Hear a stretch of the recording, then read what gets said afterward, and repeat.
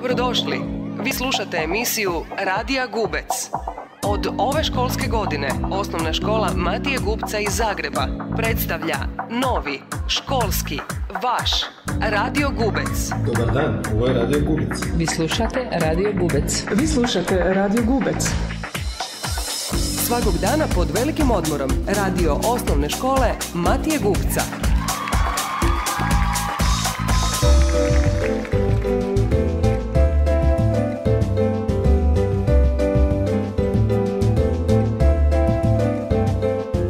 Dobar dan i dobrodošli.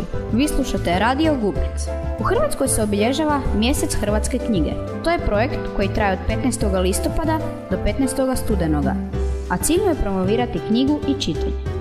Više o cijeloj akciji rekla nam je naša knjižničarka Irena Šafarik-Župić. Radi se o tradicionalnom projektu koji se već godinama održava svake godine, traje od 15. listopada do 15. studenog i cilj mu je promoviranje knjige i čitanja. Kako će mjesec hrvatske knjige biti obilježen u našoj školi? A u našoj školi tijekom cijelog mjeseca imat ćemo nekoliko akcija, neke od njih će biti vidljive sad odmah ovih dana, to je akcija Uberi knjigu, kad ćete na punktovima po škole, najviše u knjižnici, moći vidjeti nekakve viseće knjige. Radi se o tome da možete odabrati jednu knjigu, ubrati, pročitati, napisati kratko mišljenje o knjizi i onda to donesete u knjižnicu i dobivate nagradu.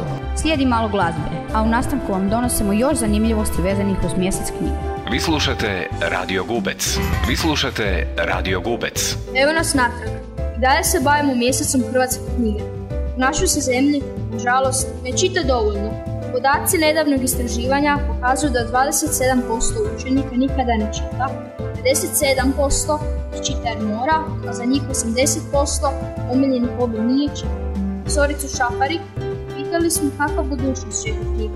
Hoće li ona prestati postojati? Pa mislim da je knjiga medij za sebe i da knjiga neće propasti, da možda će se čitanje knjiga preseliti na nekakve digitalne oblike, ali samo čitanje mislim da neće izumrijeti kao takvo. Koje se knjige najviše posuđuju u našoj knjižnici? Knjiga koja je najviše čitana ovdje, to je Guinnessova knjiga rekorda.